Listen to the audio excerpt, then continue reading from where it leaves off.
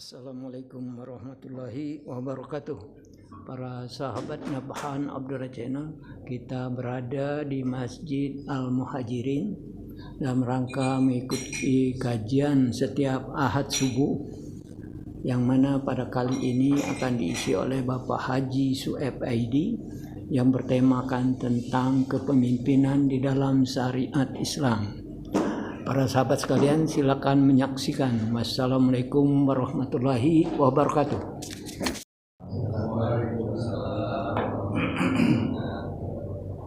Alhamdulillah, salatu wassalamu ala rasulillah nabiyina Muhammadin abdihi wa rasuluhu la nabiyya ba'dah.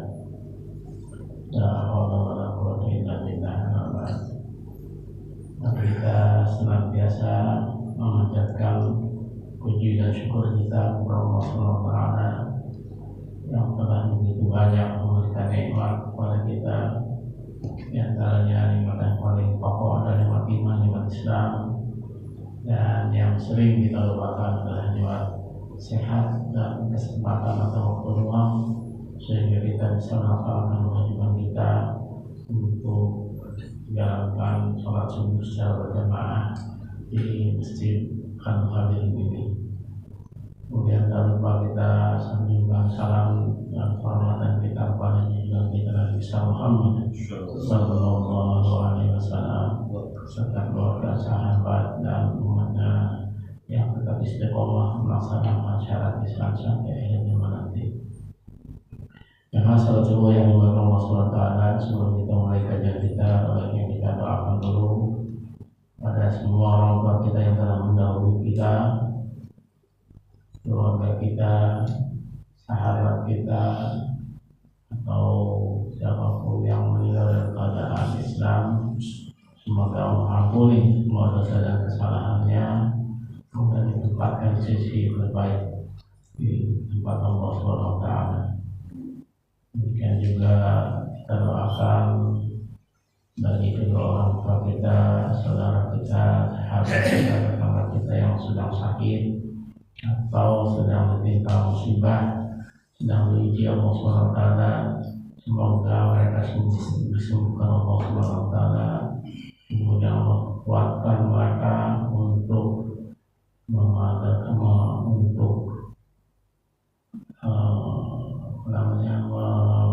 dirinya dalam menghadapi ujian yang dari Allah SWT. Begitu mari kita bacakan Al-Quran Al-Fatihah. A'udzu billahi minasyaitonir rajim. Bismillahirrahmanirrahim. Alhamdulillahi rabbil alamin. Ar-Rahmanir Rahim. Maliki yaumiddin. Iyyaka na'budu wa iyyaka nasta'in. Ihdinas siratal mustaqim. Siratal ladzina an'amta 'alaihim ghairil maghdubi 'alaihim waladdallin. Amin. Ya Rasulullah yang Allah SWT, pagi hari ini kita kaji mengenai prinsip kepemimpinan dalam Islam. Setelah kita melaksanakan pilkada pada tanggal 27 November yang lalu, kita bisa melihat bahwa semakin banyak orang yang berlomba dan berebut untuk mengejar yang namanya jabatan dalam rangka menjadi pemimpin dan menjadikannya sebagai sebuah obsesi atau tujuan hidup kita semata-mata.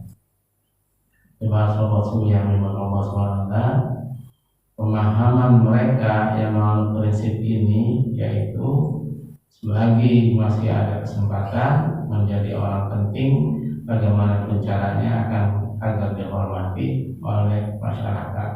Ini prinsip yang mereka lakukan untuk mengejar jabatan itu. Munculnya pemahaman seperti ini tidak terlepas dari kenyataan bahwa pangkat atau jabatan dipandang sebagai sebuah aset. Oleh karena itu, baik langsung maupun tidak langsung, adanya semacam keuntungan, semacam fasilitas yang diberikan oleh jabatan tadi, sehingga ada kemudahan-kemudahan dan setumpuk keistimewaan lainnya. Maka tidaklah heran bahwa banyak orang yang mencalonkan diri untuk menjadi pemimpin eksekutif, baik dari mulai tingkat RT sampai presiden sekalipun, pimpinan yudikatif maupun pemimpin legislatif sebagai semua impian atau obsesi yang mereka kerja selama ini.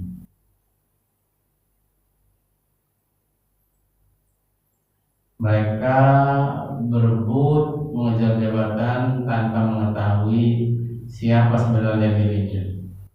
Kalau dalam bahasa orang Cirebon dibilang siraya dua kaca beli, ya, dia nggak pernah berkaca itu siapa dirinya, kemampuan apa yang dia peroleh, kemampuan apa yang ingin disampaikan sebagai calon pemimpin. Nah, mereka yang menjadi pemimpin adalah mempunyai tanggung jawab, pengorbanan, pelayanan, dan keteladanan yang dilihat serta dinilai oleh banyak orang. Nah, di dalam konsep Islam, kepemimpinan itu bersifat wajib adanya baik secara syar'i maupun akli. Secara syar'i tersirat dalam firman Allah, waj'alna lil muttaqina imama, dan jadikanlah kami pemimpin bagi orang-orang yang bertakwa. Ini surat ke-25 ya, surat Al-Furqan ayat 74. Demikian pula dalam firman Allah yang lain di dalam surat An-Nisa surat 4 ayat 59, Allah SWT berfirman, ya ayyuhalladzina amanu atiullaha wa atiur rasul wa ulil amri minkum. Wahai orang-orang yang beriman, taatilah Allah dan taatilah Rasul Muhammad dan ulil amri atau pemegang kekuasaan di antara kamu. Pun Rasulullah SAW pernah bersabda, ketahuilah bahwa setiap kalian adalah pemimpin dan setiap kalian akan dimintai pertanggungjawabannya atas yang dipimpin. Seorang penguasa yang memimpin rakyat, dia akan dimintai pertanggungjawaban atas yang dipimpinnya. Setiap kepala keluarga adalah pemimpin anggota keluarganya, dan dia dimintai pertanggungjawabannya atas yang dipimpinnya. Dan seorang istri adalah pemimpin terhadap keluarga rumah suaminya dan juga anak-anaknya, dan dia akan dimintai pertanggungjawabannya terhadap mereka. Dan bahkan seorang budak, seseorang yang memimpin menjaga harta tuannya, akan dimintai pertanggungjawabannya terhadapnya. Ketahuilah setiap kalian adalah bertanggung jawab atas yang dipimpinnya. Hadis ini riwayat Bukhari. Nah, itu secara syar'i menjadi kewajiban untuk menjadi seorang pemimpin yang akan dimintai pertanggungjawabannya terhadap apa yang dipimpinnya. Secara akli, suatu tatanan tanpa adanya kepemimpinan pasti akan menjadi porak-poranda. Jadi logikanya bahwa memang kepemimpinan itu ada suatu kewajiban yang harus ada di dalam nalar setiap orang yang hidup di dunia ini. Jemaah salat yang Allah SWT. Nah, makna kepemimpinan dalam Islam adalah sebuah amanah, sebuah titipan Allah SWT, bukan sesuatu yang diminta apalagi diperebutkan. Sebab kepemimpinan itu melahirkan kekuasaan dan kewenangan yang digunakan semata-mata untuk menggunakan dalam menjalankan tugas dan tanggung jawab dalam melayani kelompok atau masyarakat yang dipimpinnya dengan adil. Bukan sebaliknya, digunakan sebagai peluang untuk memperkaya diri, berbuat zalim, berbuat sewenang-wenang, dan pilih kasih. Dalam kepemimpinan ini ada sejumlah kriteria pemimpin menurut Islam yang pertama yaitu beriman, kemudian beramal soleh, berniat hanya karena Allah semata, berpegang teguh pada hukum Allah, bersikap tegas dalam memimpin, dan bersifat lemah lembut terhadap yang Dalam hal sifat-sifatnya, seorang pemimpin dalam Islam harusnya memiliki sifat-sifat bagaimana Rasulullah SAW mempunyai sifat-sifat tersebut. Paling tidak ada 4 kriteria. Yang pertama, siddiq, yaitu selalu berkata dan bersikap jujur dan benar. Yang kedua adalah amanah, yaitu dapat dipercaya, tidak menggunakan kekuasaan kewenangan untuk kepentingan pribadi atau kelompoknya. Yang ketiga, fatonah, yaitu cerdas secara emosional, spiritual maupun intelektual dan bijaksana. Yang terakhir adalah fadli, yaitu mampu berkomunikasi dengan baik, menyampaikan ajakan kebenaran atau amar ma'ruf, menunjukkan jalan kebenaran sebagai bentuk tanggung jawab agar masyarakat atau kelompok yang dipilihnya terhindar dari fitnah, iri, dengki, ghibah, gosip atau hoax dalam berbagai macam tatanan di masyarakat ini. Rasulullah SAW bersabda, sebaik-baiknya pemimpin kamu adalah mereka yang kamu cintai dan mereka pun mencintaimu, dan kamu menghormati mereka dan mereka pun menghormati kamu. Pun sejelek-jeleknya pemimpin kamu adalah mereka yang kamu benci dan mereka pun benci kepada kamu. Kamu melaknat mereka dan mereka pun melaknatmu. Ini hadis sahih riwayat Imam Muslim.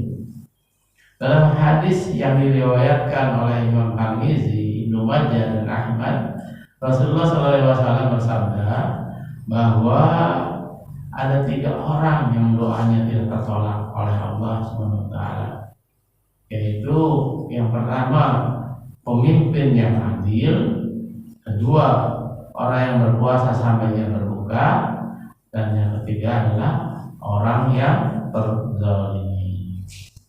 Nah, dengan kata lain, seseorang memiliki sikap leadership atau kepemimpinan itu terlihat dalam kesehariannya, memiliki kemampuan, kekuatan, keterampilan untuk memimpin, memotivasi serta mengarahkan orang lain untuk bersama-sama meraih suatu tujuan. Selain itu, seorang pemimpin juga dapat membimbing orang lain kepada perbuatan amar ma'ruf nahi munkar dan tidak bertentangan dengan kehendak Allah dan Rasulnya.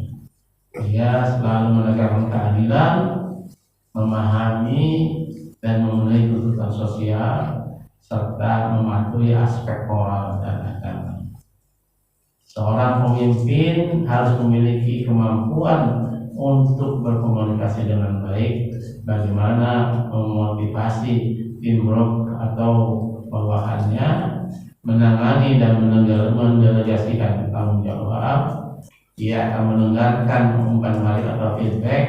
Ia memiliki fleksibilitas untuk memecahkan masalah di tempat yang kerjanya yang perlu berubah misalnya. Kemudian dia juga mempunyai keyakinan yang lurus, pengetahuan yang luas, berdedikasi melayani masyarakat, berpegang teguh pada prinsip ajaran dan nilai-nilai Islam dalam hidup sehari-hari.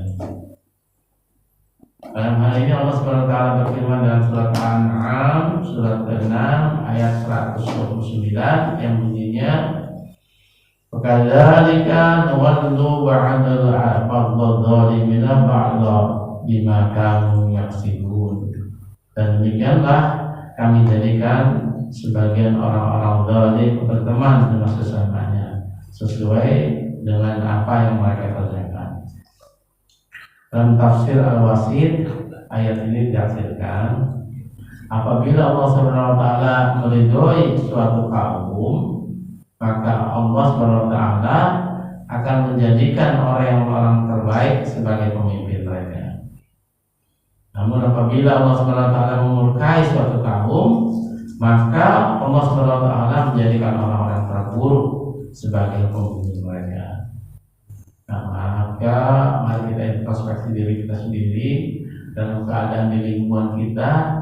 Apakah memang pemimpin yang kita harapkan itu sudah terwujud bagaimana Allah SWT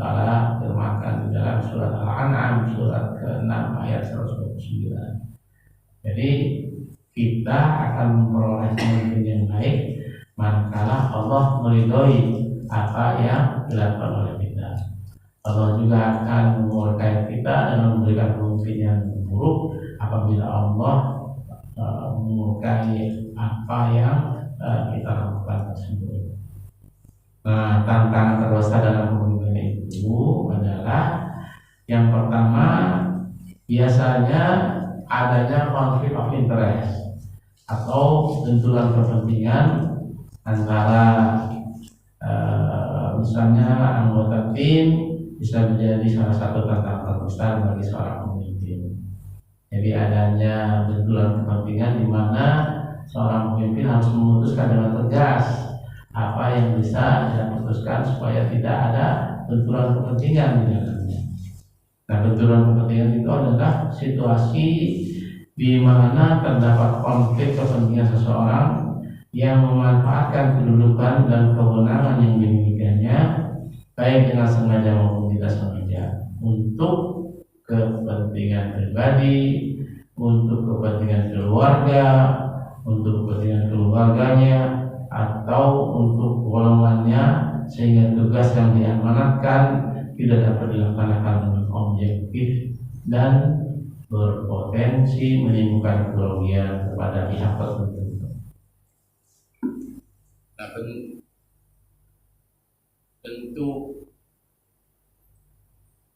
bentuk kepentingan itu dapat dilatar belakangi oleh hubungan dengan kerabat, dan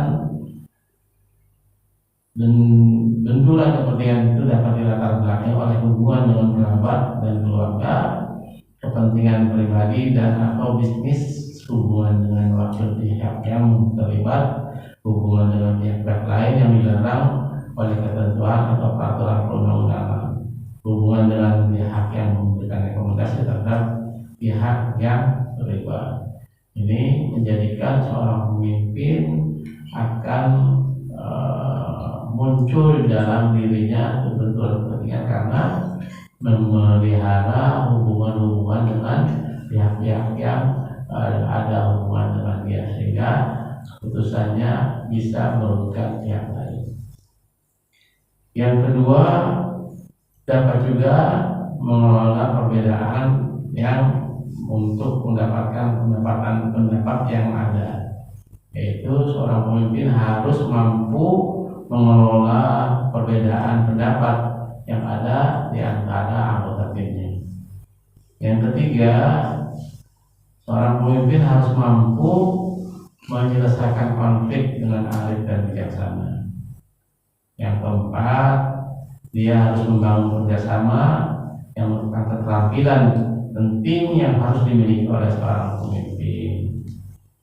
Dan yang kelima, berani dan terbuka dalam menerima kritik selama untuk kebaikan. Jadi seorang pemimpin itu harus legowo ketika ada orang yang mengkritiknya, bukan mengkriminalisasi, bahkan menuntut orang yang mengkritiknya menjadi orang yang tersangka atau terdakwa dalam hal perbuatan yang merasa bahwa ada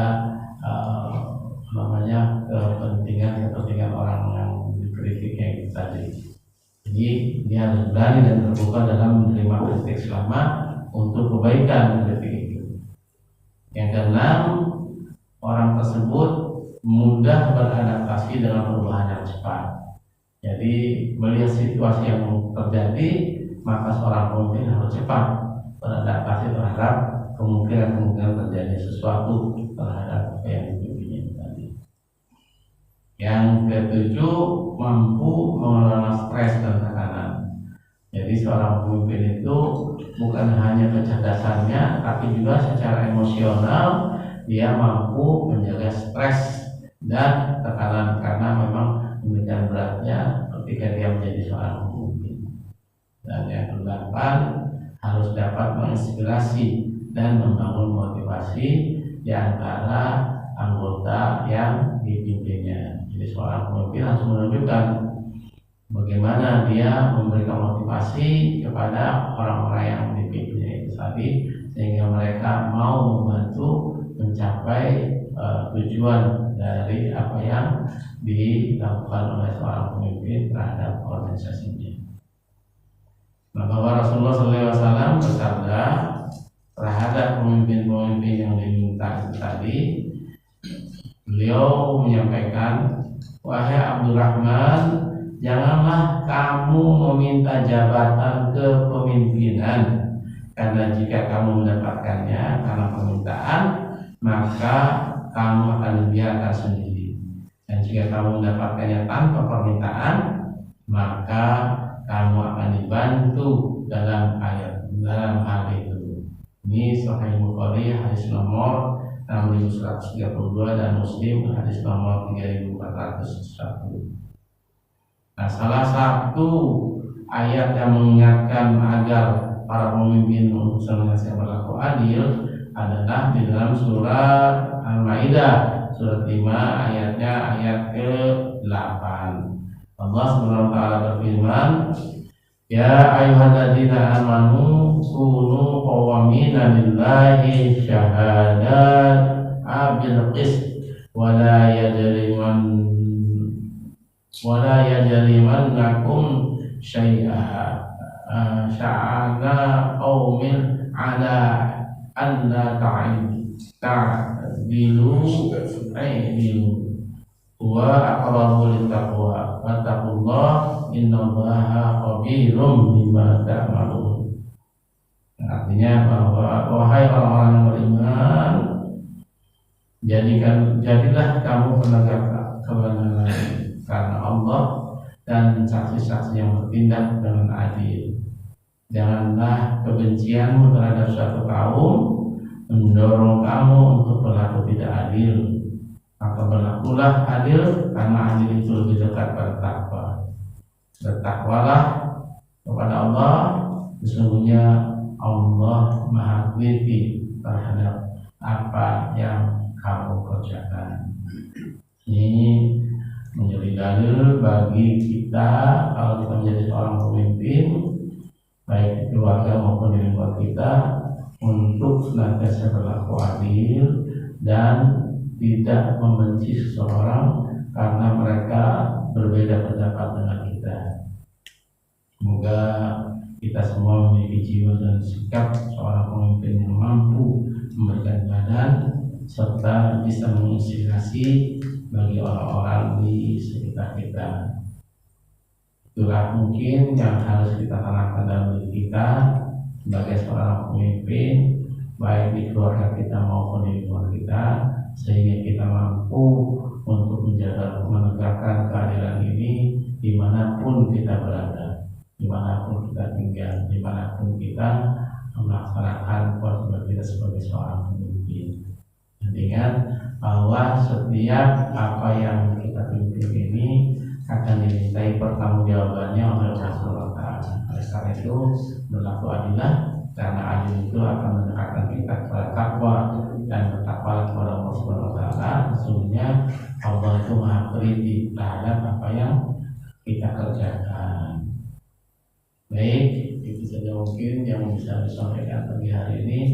Mudah-mudahan itu bermanfaat dan menginspirasi kita untuk senantiasa berbuat baik dan menjadikan kita sebagai pemimpin-pemimpin yang adil, yang bertanggung jawab terhadap apa yang kita pimpin, sehingga kita bisa menjadi seorang pemimpin yang kelak di akhirat nanti diberi bertanggung jawab oleh Subhanahu kita.